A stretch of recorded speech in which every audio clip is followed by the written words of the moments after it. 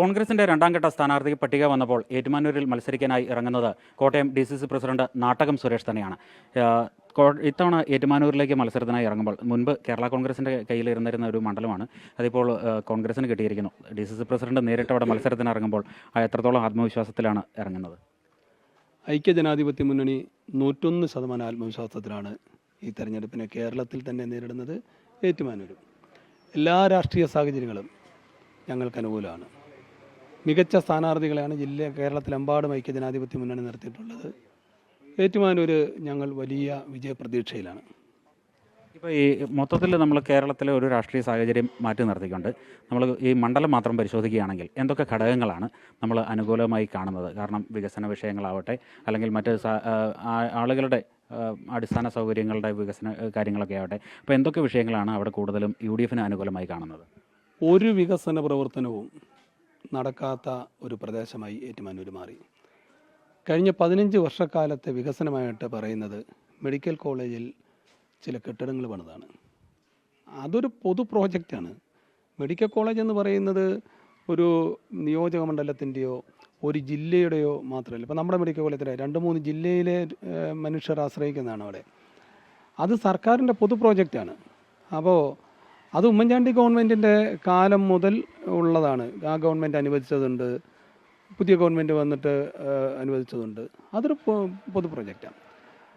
ജനങ്ങളുടെ അടിസ്ഥാനപരമായ പ്രശ്നങ്ങൾ, ഒരു നാടിൻ്റെ അടിസ്ഥാന വികസനം, ഈ കാര്യത്തിൽ 15 കൊല്ലമായിട്ട് അവിടെ ഒന്നും ചെയ്യാനായിട്ട് കഴിഞ്ഞിട്ടില്ല. പ്രത്യേകിച്ച് കഴിഞ്ഞ 5 വർഷം. ഞാൻ ഈ സുരേഷ് കുറുപ്പിനെ ഞാൻ ഒരു പരിധിവരെ അവിടെ ഇപ്പം നമ്മൾ കാണുന്ന ചില റോഡുകൾ അത് ഈ സുരേഷ് കുറുപ്പിൻ്റെ കാലത്ത് കൊണ്ടുവന്നാണ്. പക്ഷേ ആ പാവപ്പെട്ട മനുഷ്യനെ കൊണ്ട് അത് പൂർത്തീകരിക്കാൻ CPM-ൽ തന്നെ പല ഉന്നതരും ഇടപെട്ട് നടത്തിച്ചിട്ടില്ല. ഇപ്പോൾ അതിൻ്റെ പൂർത്തീകരണം നടന്നു. അത് ഉദ്ഘാടനം ചെയ്തതല്ലാതെ കഴിഞ്ഞ 5 വർഷവും കൊണ്ട് അവിടെ നിലവിലുള്ള MLA മന്ത്രി എന്ത് കാര്യം ചെയ്യാൻ പറ്റി? ഇവിടെ കുമരകത്ത് റോഡുകൾ എടുത്ത് കുമരകത്തെ വെള്ളപ്പൊക്കത്തിൻ്റെ ഒരു പരിഹാരം ഉണ്ടാക്കാൻ പറ്റുമോ? ശാസ്ത്രീയമായ എന്തെങ്കിലും ഒരു പരിഹാരം ഇതിന് കാണണ്ടേ? എന്നും ഈ മനുഷ്യരിങ്ങനെ 4-5 മാസം വെള്ളത്തിൽ കിടന്നാൽ മതിയോ? 2 മഴ പെയ്താലും ഉടനെ സ്കൂൾ വരാന്തയിലോട്ട് ഓടിപ്പോകും എല്ലാവരും. ഇതിനൊരു പരിഹാരം ഉണ്ടാകണ്ടേ? ഇതിന് പരിഹാരമുണ്ടല്ലോ. ലോകത്തെമ്പാടും ലോകത്ത് എത്രയോ ഈ കാര്യങ്ങൾ പരിഹരിക്കുന്നതിന് വിദഗ്ധന്മാരായിട്ടുള്ള ആളുകളുണ്ട്. അവരുമായി ഡിസ്കസ് ചെയ്ത് ഇതിനുള്ള ശാശ്വതമായ പരിഹാരം കാണുന്നതിന് പദ്ധതികൾ കൊണ്ടുവരണം, പ്രോജക്റ്റുകൾ കൊണ്ടുവരണം. അതൊന്നുമില്ല. നല്ലൊരു നടപ്പാതയുണ്ടോ, നല്ലൊരു നടപ്പാലമുണ്ടോ? എന്നതാ കുമരകത്തുള്ളത്, എന്നാ തിരുവാർപ്പിലുള്ളത്, എന്താ അയ്മനത്തുള്ളത്?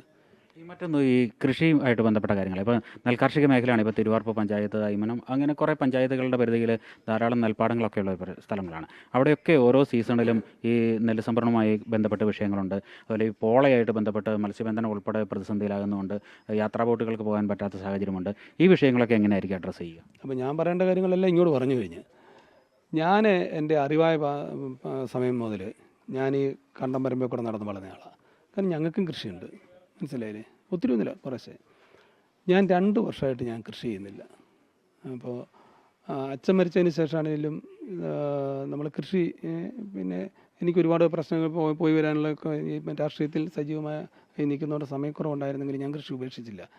കാരണം അത് നമ്മുടെ ഒരു ജീവിതത്തിൻ്റെ ഒരു ഭാഗമായിരുന്നു കൃഷി. പക്ഷേ 2 വർഷമായിട്ട് കൃഷി ചെയ്യുന്നില്ല.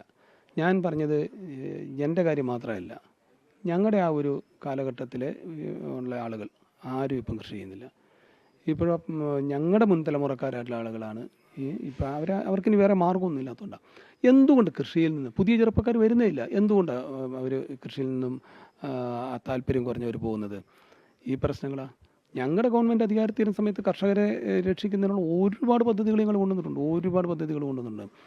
ഇപ്പോൾ ഈ ഗവൺമെൻറ് വന്നതിന് ശേഷം 10 വർഷമായിട്ട് ഞാൻ കൃഷി ചെയ്യുന്നത് പാട്ടത്തിനടുത്താണ്. 20,000 രൂപ പാട്ടം കൊടുക്കണം. 35,000-നും 40,000-നും ഇടയ്ക്ക് കൃഷി ചിലവാകും. നെല്ല് കൊയ്ത് കരയ്ക്ക് കയറ്റി കളത്തിലിട്ട് കഴിഞ്ഞാൽ മൂടയിട്ട് വെച്ചാൽ അവിടെ കിടക്കേ ഉള്ളൂ. മഴ പെയ്ത് അത് മുഴുവൻ നനഞ്ഞ് പോകുന്നു. ഇത് എടുത്തുകൊണ്ട് പോകാനായിട്ട് ആരും വരുന്നില്ല. എടുക്കാൻ വരുമ്പോൾ സ്വാഭാവികമായിട്ട് കുറച്ച് ദിവസം കിടക്കുമ്പോൾ നെല്ലിനടിയിൽ വെള്ളം ഇറങ്ങുന്നു, അത് കിളിർക്കും, അല്ലെങ്കിൽ നനവുണ്ടായ ഉടനെ 10-15 ശതമാനം കിലോ കിഴിവ് കുറയുക. അങ്ങനെ വന്നു കഴിഞ്ഞാൽ കർഷകൻ എന്നാ ചെയ്യും? ഇനി എന്തെങ്കിലും ആട്ടെ എന്ന് നെല്ലെങ്ങനെങ്കിലും ഒന്ന് എടുത്തുകൊണ്ട് പോയാൽ മതി എന്ന് കരുതി നെല്ലെടുത്തുകൊണ്ട് കൊടുക്കും നമ്മൾ, കൊടുത്ത പൈസ കിട്ടുന്നില്ല. അപ്പോൾ ഇതെന്തൊരു ഗവൺമെൻറ്റാണ്? ഈ നെൽകർഷകർ ഇപ്പോൾ ഉള്ളവരുടെ പുറകോട്ട് പോയി കഴിഞ്ഞാലുള്ള അവസ്ഥ എന്താ? റബ്ബർ മേഖല അതാണ്ട് തീർന്നു. കേരളത്തിലെ റബ്ബർ കർഷകർ ഉപേക്ഷിച്ചു ആ സാധനം. അതിലേക്ക് തന്നെ നെൽകർഷകർ വരികയാണ്. അപ്പോൾ നെൽകർഷകരെ സഹായിക്കുന്നതിന്, റബ്ബർ കർഷകരെ സഹായിക്കുന്നതിന് ഒരു പദ്ധതിയും ഈ ഗവൺമെൻറ്റിനില്ല. ഇപ്പം പടിഞ്ഞാറൻ മേഖലയിലെ ഏറ്റവും വലിയൊരു വിഷയമായിട്ടത് മാറിയിരിക്കുകയാണ്. അതോടൊപ്പമാണ് അടിസ്ഥാന വിഷയങ്ങളുടെ കാര്യങ്ങൾ, ഞാൻ മുമ്പേ പറഞ്ഞിട്ടുള്ള വിഷയങ്ങൾ. ഇത് ജനങ്ങളങ്ങ് പൊറുതിമുട്ടി. ഇപ്പം കൊമരകത്തൊരു പാലം പണിതു. എത്ര കാലം എടുത്ത്?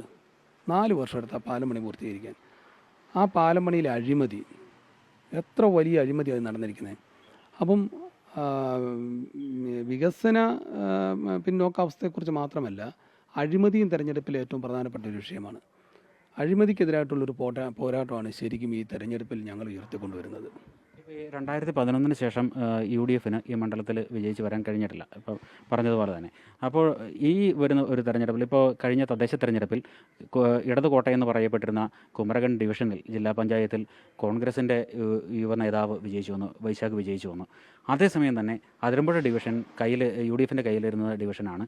അത് LDF കൈയടക്കുന്ന ഒരു കാഴ്ച നമുക്ക് കാണാൻ കഴിഞ്ഞു.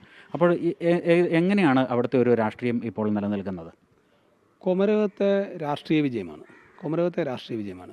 കുമരകത്തെ ജനങ്ങൾ CPM-നെ വെറുത്തു. അവരാ പാർട്ടി വിടുകയാണ്. അവരിൽ നല്ലൊരു ശതമാനം കോൺഗ്രസ്സിന് വോട്ട് ചെയ്തു. അത് ഒരു രാഷ്ട്രീയ വിജയമാണ്. അതിരമ്പുഴയിലെ LDF-ൻ്റെ ചെറിയ വോട്ടിൻ്റെ വിജയം അത് രാഷ്ട്രീയ വിജയമല്ല.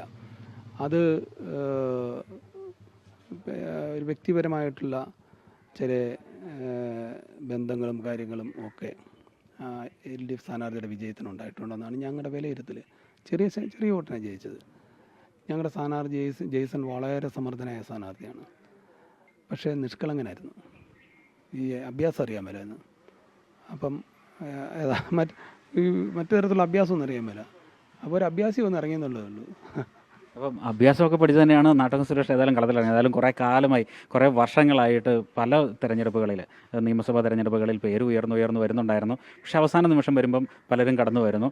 ഇത്തവണ അപ്പോൾ ഒരു മേൽക്കൈ എത്രത്തോളം, പ്രത്യേകിച്ച് കേരള കോൺഗ്രസിൻ്റെ കയ്യിലിരുന്നിരുന്ന ഒരു മണ്ഡലമാണ്, അതാണിപ്പോൾ കോൺഗ്രസിലേക്ക് വന്നിരിക്കുന്നത്. എങ്ങനെയാവും എല്ലാവരുടെയും ഒരു പിന്തുണയും കാര്യങ്ങളും? ഞാൻ ജീവിതത്തിലും രാഷ്ട്രീയത്തിലും ഒരു നിഷ്കളങ്കനാണ്. എൻ്റെ പാർട്ടി എന്നോട് ഇതിനു മുമ്പ് മത്സരിക്കാനായിട്ട് അവസരം എനിക്ക് വേണ്ടിയിട്ട് നോക്കിയിട്ടുണ്ട്. നടന്നില്ലെന്നുള്ളതേ ഉള്ളൂ, പല കാരണങ്ങളുമുണ്ട്.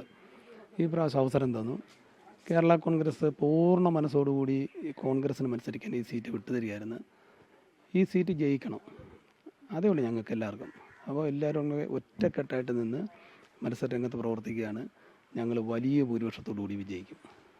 ഏതായാലും അതുതന്നെയാണ് നാട്ടകം സുരേഷ് എന്ന DCC പ്രസിഡന്റ് പറയാനുള്ളത്. ഏറ്റുമാനൂരിൽ പൂർണ്ണ ആത്മവിശ്വാസത്തോടെ തന്നെയാണ്. കാരണം അദ്ദേഹം എടുത്തു കാട്ടിയ ഒരു വിഷയമാണ്. ഇവിടെ കുമരകം ഡിവിഷനിൽ ജില്ലാ പഞ്ചായത്ത് ഡിവിഷൻ പിടിച്ചെടുക്കാൻ UDF-ന് കഴിഞ്ഞത് വലിയ ആത്മവിശ്വാസം തന്നെയാണ് ഇവിടെ UDF സ്ഥാനാർത്ഥിക്ക് നൽകുന്നത്. വലിയൊരു ഭൂരിപക്ഷത്തിൽ തന്നെ ഇവിടെ വിജയിച്ചു വരുമെന്ന ആത്മവിശ്വാസവും UDF-ൻ്റെ സ്ഥാനാർത്ഥി കോൺഗ്രസിൻ്റെ നേതാവ് DCC പ്രസിഡന്റ് കൂടിയായ നാട്ടകം സുരേഷ് പങ്കുവയ്ക്കുന്നു. ക്യാമറമാൻ ജിത്തുകൃഷ്ണനൊപ്പം പ്രശാന്ത് ജോസഫ്, അമൃത ന്യൂസ്.